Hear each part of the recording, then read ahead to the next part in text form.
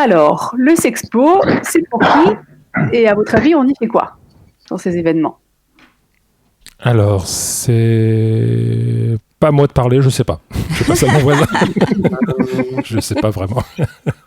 Ça me fait bizarre en fait. Est-ce qu'on dit Sexpo tout seul ou est-ce qu'on dit est-ce qu'il n'y a pas un mot un peu plus parce que Sexpo c'est un peu court, non? Alors ça peut vouloir dire exposition d'art à caractère sexuel, une sexposition. C'est ce que j'allais dire. J'aurais dit exactement la même chose que Sacha. Oui, Anso, t'es tombé sur les rois du jeu de mots ici, en fait. Tu le savais peut-être pas encore, mais tu vas le savoir vite, en fait. En fait, moi, je suis perturbé parce que Anso, normalement, c'est la bonne élève et c'est moi le prof. Et là, les rôles sont inversés. Donc, je sais pas si je dois faire le bon élève et donner les réponses ou si je dois faire le cancre au fond de la classe. Je vais réfléchir, je parle plus. Anso, tu continues. Bon, alors, comme vous ne voulez pas répondre, je vais vous donner les réponses. Alors, d'abord, je dois vous dire que tout ce que je vais vous raconter là, ça vient de différents témoignages d'organisateurs et de participants à ces soirées. Donc, les mouvements Sexpo, c'est une multitude de visions différentes et en aucun cas, tout ce que je vais vous dire n'est une vérité absolue. D'accord ? Il y a encore plein d'autres visions que je n'ai pas entendues et donc c'est vraiment très varié. Alors d'abord, l'origine du Sexpo. Donc, ça vient d'abord du mouvement féminisme pro-sexe dans les années 80 aux États-Unis, qui sont liés au milieu queer, excusez-moi. Donc du coup, le but de ce nouveau féminisme qui prend le dessus, c'était d'investir la sexualité et de faire du corps, du plaisir et du travail sexuel des outils politiques dont les femmes et les minorités devaient s'emparer pour s'émanciper et arrêter d'être dominées. Donc du coup, ça met en avant la pornographie et le travail du sexe comme des façons de prendre le pouvoir, en fait. Arrêter de dire que la femme est victimisée dans ces situations et plutôt dire que non, elle est consentante, elle est rémunérée et ça lui permet d'être autonome et de s'émanciper. D'accord. Donc ça part de là et ça arrive au XXIe siècle en France avec la réalisatrice Ovidie qui fait des films X, entre autres. Et puis on a aussi la Déclaration des droits des travailleuses du sexe qui est signée en Europe en 2005. Bref, c'est le mouvement, ça commence. Le Sexpo. Alors, d'après tous mes petits témoigneurs, je ne sais pas si on dit ça, mes petits témoignants. Témoin. Témoin, oui, c'est pas mal, c'est mieux. C'est simple, efficace. Alors, le mouvement Sexpo, c'est quoi? D'abord, c'est une revendication d'une sexualité égalitaire pour tous. C'est une pleine liberté sexuelle, inclusive, avec un cadre sécurisant. Ça parle aussi beaucoup de culture du consentement, de tolérance et d'éducation, surtout à la sexualité positive. C'est un regard bienveillant, non jugeant sur tous les corps, toutes les couleurs, toutes les sexualités, les identités de genre. Et ces événements, du coup, sont un espace dans lequel on tente de se libérer des normes et des injonctions d'une sexualité reproductive et hétéronormée. Donc, c'est pas mal, déjà, pour commencer. Ça a l'air sympa. Moi, j'aime bien. Ça fait presque club libertin. Quel enchaînement, n'est-ce pas? Parce que la suite, je crois qu'Anso va en parler. Je suis un peu au courant de ce qu'il va dire, en fait. Oh là là. Eh ouais. Bon, vas-y. T'es pistonné, toi. Hein. Bah ouais. Bon, bref. Allez. Alors, du coup, le mouvement Sexpo, est-ce que c'est du militantisme? Parce que ça part d'un mouvement féministe, et c'est quand même super important de ne pas oublier que c'est de la politique, en fait. D'accord. Même si ça n'y paraît pas, mais... Alors, pour les gens qui ont témoigné, oui, pour la plupart, c'est de la politique, parce que c'est changer le monde. C'est permettre à tous d'être libres pour aller vers une communauté plus heureuse, vivant sexualité et émotions librement, quelles que soient les spécificités de chacun, et en sécurité. Et puis, pour d'autres, ok, ça vient du féminisme, ok, on est d'accord avec toutes les règles, les principes, tout ça c'est intégré, mais le plaisir et l'intime, c'est pas le moment de parler politique. Enfin voilà, c'est compliqué. Voilà, ce serait une sorte de politique par l'exemple, par ce que je vis personnellement. Enfin, c'est une politique individuelle, par l'action individuelle en tous les cas. Voilà.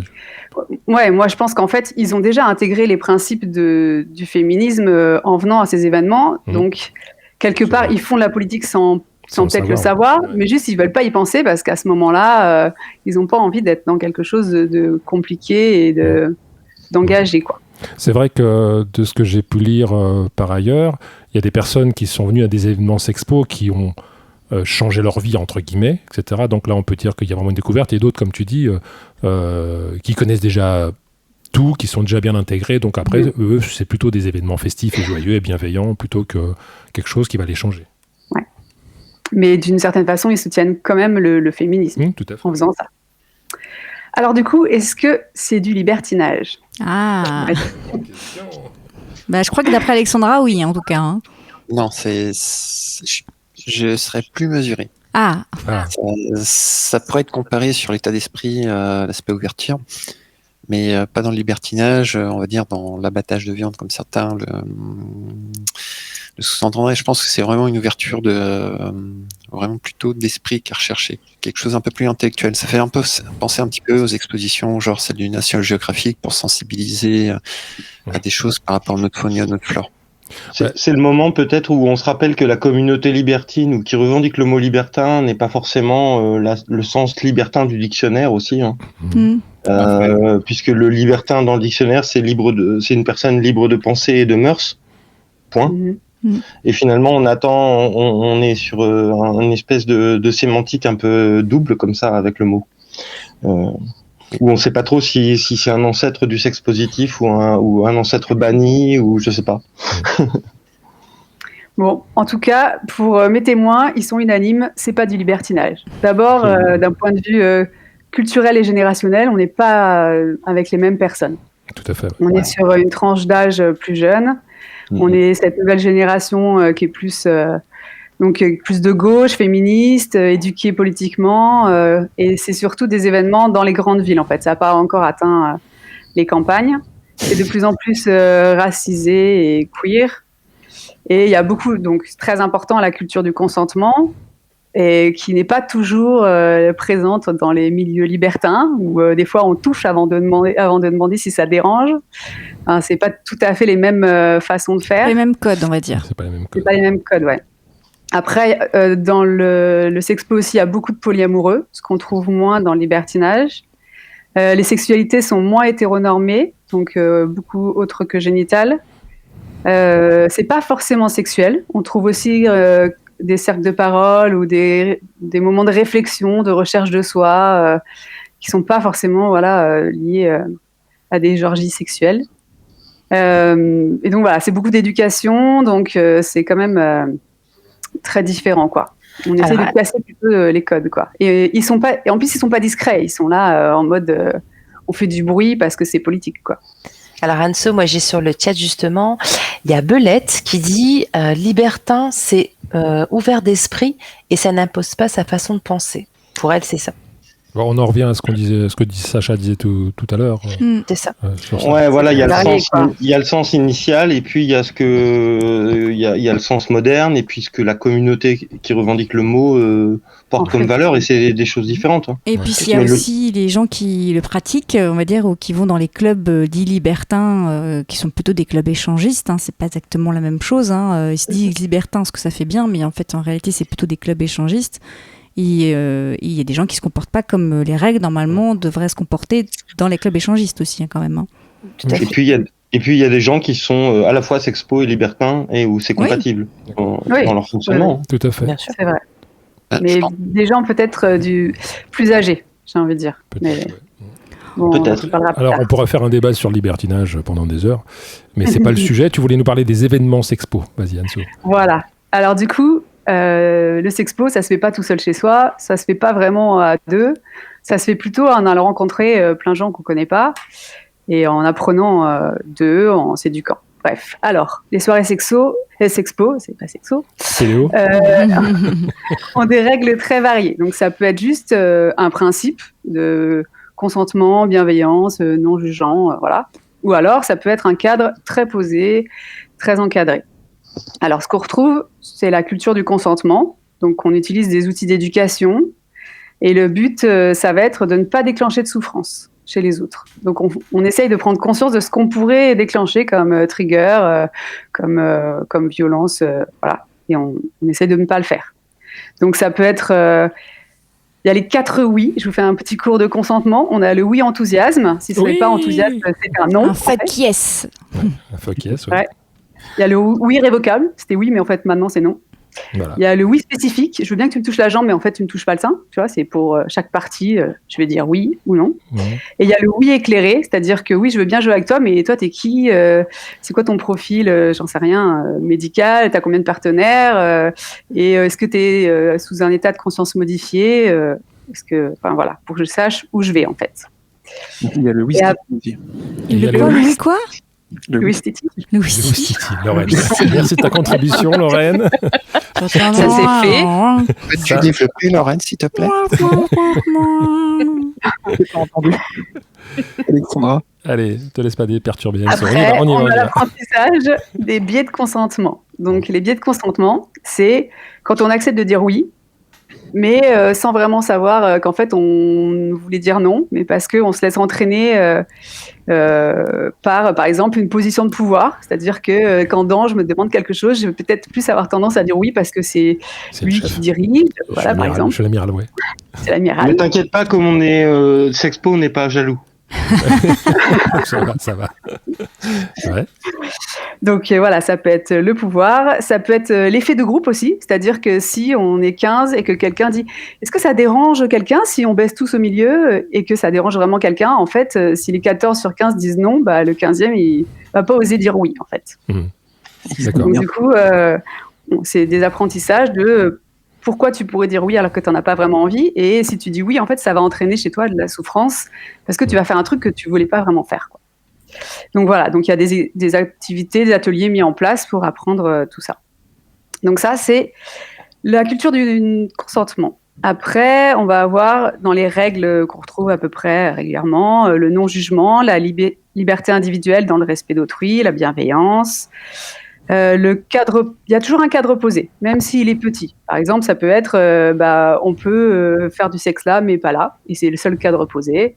Ou alors, ça peut être vraiment, il y aura d'abord des ateliers, il y aura ensuite un peu de danse, il y aura ensuite plein de choses, voilà, avec des animateurs qui organisent toute la soirée et qui parlent de tout ce qui va être fait. Après, ce qu'on retrouve aussi, c'est le vetting, donc plutôt se renseigner sur les gens qui viennent et vraiment faire un effort de casting pour essayer de ne pas ramener des gens qui puissent être dangereux. Et au minimum, on aura une parité homme-femme, on essaye, ou alors plus finalement de femmes et de population trans, non-binaire. Voilà. On aura du matériel sexuel, comme un peu partout. Et après, du coup, on peut avoir un déroulement par les animateurs de la soirée. D'accord. Et puis, en général, ça finit à l'horizontale, mais pas forcément. Est-ce que tu peux nous dire deux, trois mots des activités sexuelles, parce qu'on parle de sexe. On en avait parlé un petit peu, juste pour te tendre la perche. Tu disais que c'était quand même... C'était pas forcément le but de faire du sexe ou des activités sexuelles. Il peut y en avoir, mais on peut faire des câlins. Vas-y, je te laisse continuer. Alors, de ce qu'on m'a dit, ça peut être... alors, il y a beaucoup se câliner, découvrir qu'on peut se donner du plaisir juste en étant proche, en se ressentant, voilà. Et après, ça peut ou pas déraper vers une orgie de sexe, peut-être. Mais sinon, ça peut être aussi beaucoup plus spirituel. Donc, des fois, c'est apparemment très, très spirituel. Ça peut même faire peur à ceux qui ne connaissent pas. On va retrouver, par exemple, du tantra pour essayer de ressentir son désir à soi, ne pas le mélanger avec le désir de quelqu'un d'autre. Ça peut être aussi des cercles de parole et des événements aussi en non-mixité entre femmes ou en non-mixité choisie, sans les hommes cis-hétéros, pour pouvoir vraiment parler librement sans se sentir... sous une domination. Voilà. Parce que finalement, les événements sexpo, c'est pas forcément toujours avec du sexe. Ça peut être juste on discute, on parle, et puis voilà. Ouais, en fait, c'est plus un concept, quoi. J'ai envie de dire, ça peut être une soirée BDSM, sexpo. En fait, c'est plutôt un esprit éclairé sur... En fait, c'est plutôt des principes qu'on applique à un événement, en fait. Ouais. Donc, c'est pas forcément que des événements sexe, ça peut être des événements où on parle, ou... Il y a on peut se faire un dîner sexpo, on peut se faire... D'ailleurs, les personnes asexuelles sont les bienvenues, ont tout à fait leur place dans les événements sexpo, quoi. Il n'y a aucune obligation, il n'y a aucun... C'est presque des valeurs, quoi, en fait. C'est l'application de valeurs dans des événements. On retourne au départ à la politique. C'est le mouvement féministe. Voilà. Alors, juste pour info, il y a quand même Eric qui nous précise cadre, bienveillance, non-jugement. J'ai l'impression d'être au travail. LOL. Ah oui, mais il triche aussi. Il est où déjà, lui? Il travaille dans le cul, lui? Oui, il est... À l'association Aide. AIDS, voilà, c'est ça. Donc forcément, AIDS a contribué aussi au mouvement Sexpo. Mais moi, ça me va si au travail, partout où on travaille, si non-jugement, bienveillance, tout ça, ça me va aussi. Hein. Oui, mais je pense qu'on peut appliquer ces valeurs un peu partout aussi, hein, en fait. D'où l'importance de la volonté, je pense, que ce soit politique, au sens que ça devienne finalement, ça change la société, en fait. Je pense qu'il y a une volonté que toute la société soit Sexpo, en fait. Pas qu'on fasse du sexe partout, on n'a pas dit ça, hein, mais d'avoir ces valeurs, de dire que le sexe c'est pas mal, le sexe ça fait du bien, le sexe on peut en parler librement, enfin il y a un petit peu tout ça en fait derrière. Et puis il y a vraiment une acceptation de tu es comme tu es, c'est ton corps, c'est ta façon body de faire. positive, tout ça. Ouais. C'est vraiment changer le monde après dans le but ultime, mais... Donc l'événement se veut safe, ça veut dire que les gens viennent sont en sécurité. Le plus safe possible. Le plus safe possible. Il n'y a pas d'événement safe. Justement, qu'est-ce que tu peux nous dire un petit peu plus par rapport à la safitude Alors justement, au départ, c'était souvent sous-titré ici c'est safe. Maintenant, ils disent ici c'est safer. C'est plus safe, on espère en tout cas. C'est quoi la différence? Safer, c'est encore plus safe. Safer, c'est le plus safe possible. Le plus safe possible, d'accord, c'est mieux. Voilà. Enfin, qu'ils essayent de tendre à ce que ce soit le plus sécuritaire possible. Ils mettent en place des choses qui permettraient que ce soit plus safe possible, si j'ai bien compris. Voilà, mais bon, ils se rendent bien compte qu'on est dans des rapports humains et c'est jamais possible que ce soit parfait, quoi. Donc, ils mettent plein de choses en place parce qu'ils mettent en place des angels, par exemple. Donc, c'est un staff qui ne participe pas à la soirée, mais qui est là en cas de problème pour essayer de recueillir les gens qui se sentent pas bien et parler avec eux et du coup les aider à passer ce mauvais moment, à essayer de comprendre pourquoi, à que les gens puissent communiquer et s'expliquer, quoi. C'est vrai que déjà, si on va pas bien, le fait de pouvoir en parler, c'est déjà ça. Voilà. Ça fait que le traumatisme est moins important. Alors du coup, est-ce que c'est safe? Alors déjà, dans ces soirées, on trouve, comme dans toutes les soirées, de la drogue et de l'alcool. Donc, on pourrait se dire aussi que, comme c'est des rapports après sexuels, c'est pas... Pardon? À consommer avec modération. Voilà. Et l'autre est totalement interdit et prohibé. On rappelle au passage. Voilà. Oui. Donc, on pourrait se dire que ça peut poser problème. Apparemment, c'est pas vraiment le cas. C'est pas des grosses soirées de biture. Et si certaines personnes... contre la loi, décident quand même de prendre de la drogue, c'est plus pour des moments sensuels et donc pas forcément pour du sexuel où ça pourrait en tout cas, c'est leur témoignage. C'est leur témoignage. Après, est-ce que c'est safe quand il y a des hommes cis hétéros dans la place? Parce que c'est quand même... Non. Voilà. Il y a quand même beaucoup de gens qui pensent que c'est nécessaire qu'il n'y en ait pas beaucoup, qu'ils soient bien triés sur le volet et qu'il faut bien rappeler que c'est eux le danger. Des hommes de talent. Non, ça c'est dans les... pas les hommes de talent? Parce que moi j'ai beaucoup entendu parler des hommes de talent dans les clubs échangistes. mais par contre, en as-tu rencontré? Je cherche. Mais où sont-ils? L'homme hétéro de base, on va dire, possède pas forcément une bonne image. On va dire dans les clubs auprès de la gente féminine, mais il ne faut pas non plus mettre tout le monde dans le même sac. Bien sûr. Tout à fait d'accord. On est d'accord, bien sûr, on plaisante. Dans le même sac, non, mais dans le même panier, oui. Ça peut donner, il y a dans le même panier qui peuvent se découvrir une vocation. D'accord. Enfin, ça, ce serait donc un long débat, not all men, etc. Bon, admettons que ce soit les hommes qui soient... Bon, il faut faire attention. Ils sont statistiquement plus agresseurs que les autres. Statistiquement, voilà, on va rester sur les statistiques. Voilà. Et donc, pour pallier à ça, ils font de plus en plus d'événements, comme je vous disais, sans eux, même si faut qu'ils aient quand même des événements où ils puissent venir, mais pour que tout le monde se sente plus libre, en tout cas.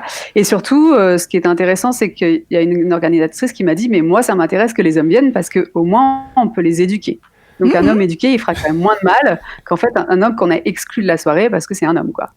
Donc, du coup, voilà.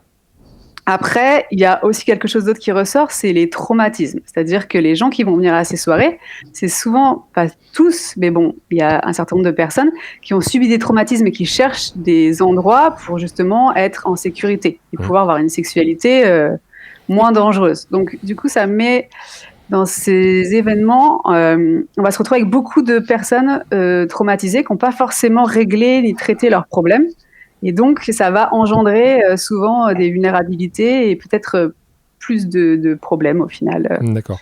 Évident. Est-ce que je peux, de mon point de vue, mettre un petit bémol sur traumatisé, parce que traumatisé, ça veut dire c'est peut-être plutôt des personnes qui sont vulnérables ou qui se sentent vulnérables par leur histoire plutôt que traumatisées, parce que traumatisées, on a l'impression que les personnes ont toutes été violées, quoi.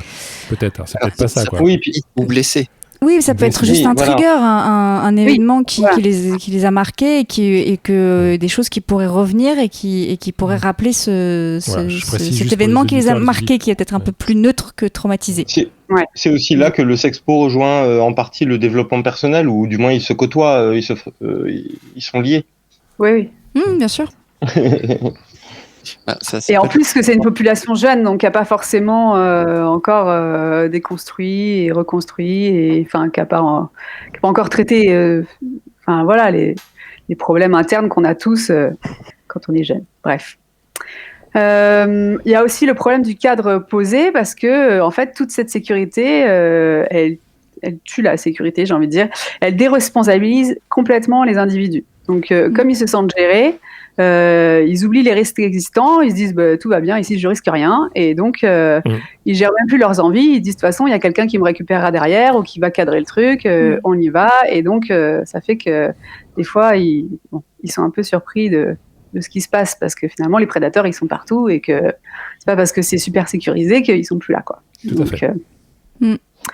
Voilà. Après, on retrouve tous les problèmes de biais dont je vous ai parlé tout à l'heure, et aussi le retour à la réalité non encadrée, c'est-à-dire des gens qui font plein de soirées sexpo et qui tout d'un coup, par exemple, vont dans un club libertin et puis c'est plus du tout les mêmes codes, et là, il faut quand même plus faire attention à ce qui s'y passe, et tout d'un coup, il leur arrive plein de trucs qu'ils n'avaient pas prévus non plus, ils n'ont pas l'habitude de ça, quoi. Ensuite, qu'est-ce que j'ai eu d'autre ? Ah oui, j'ai eu le staff encadrant, du coup les angels, qui sont pas forcément bien formés et qui des fois jouent au psy, et ça aggrave plutôt les choses plutôt que des fois. C'est vrai qu'il y aura un débat à faire sur chacun des points que tu dis là, mais on va avancer autrement, on va y passer plusieurs émissions. C'est ça. Et après, il y avait une plainte aussi des hommes cis hétéros, parce qu'ils disaient qu'ils étaient quand même malmenés et harcelés. C'était l'ennemi numéro 1 quand ils arrivaient dans ces soirées. Par contre, eux, ils avaient vu pas mal de femmes qui respectaient pas le consentement et on leur disait jamais rien. Et ils trouvaient que c'était un peu... C'est pas juste, ouais. Calimero. Pas de mesure, quoi. Oui. Et c'est vrai qu'il faut aussi dire qu'il y a des femmes qui se croient, parce qu'elles sont femmes... qui se croient, Ouais, qui se croient, bien sûr.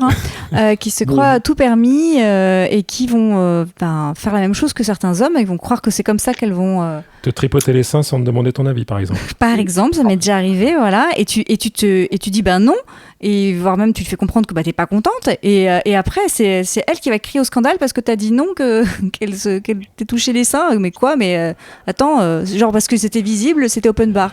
Non, en fait. Voilà. Donc j'ai déjà eu ça, de femmes, par exemple. Moi aussi. Et le geste le plus déplacé que j'ai subi en club libertin venait d'une femme. Bon, donc, mais majoritairement, c'est plutôt les hommes. Statistiquement, en tout cas, c'est les hommes, ça c'est sûr. Non, mais bon, il ne faut pas non plus les juger avant même qu'ils aient fait quoi que ce soit, parce qu'on a l'impression que des fois, on leur mettrait n'importe quoi sur le dos. C'est vrai. Parce que c'est des hommes, c'est pas... Okay. C'est vrai. Et après, tu voulais nous parler du fait que la population soit jeune, c'est-à-dire... Voilà.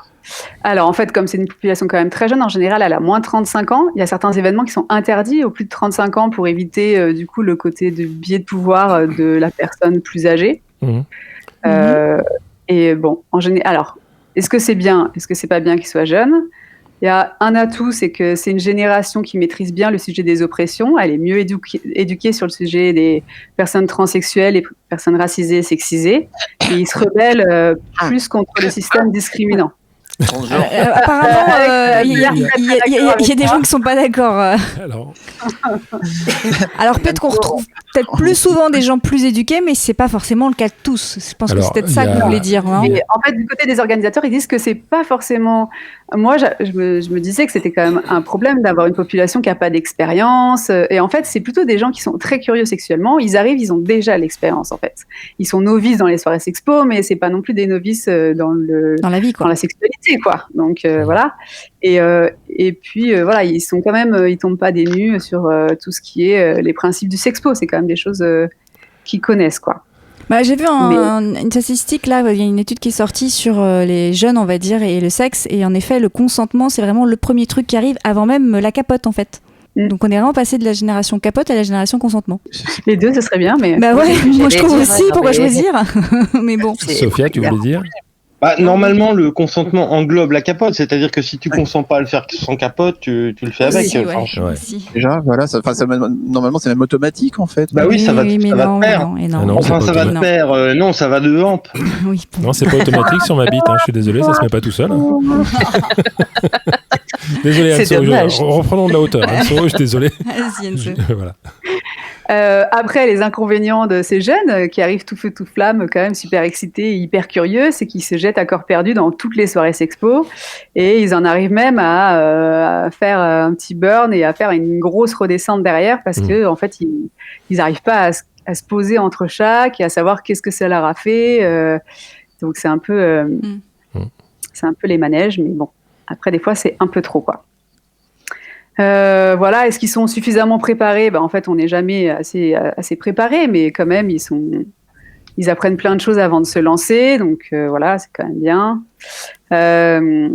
Bon, ils ont moins d'expérience, moins de conscience des biais, bon, un peu tout ce qu'on a dit tout à l'heure, quoi. Mais ils ont le goût du risque, donc voilà, des fois, c'est un peu plus dangereux, mais bon. D'accord. On va peut-être conclure alors maintenant, Anso, parce que l'heure tourne. Eh oui. Attends, est-ce que tu as une petite phrase à nous faire de conclusion?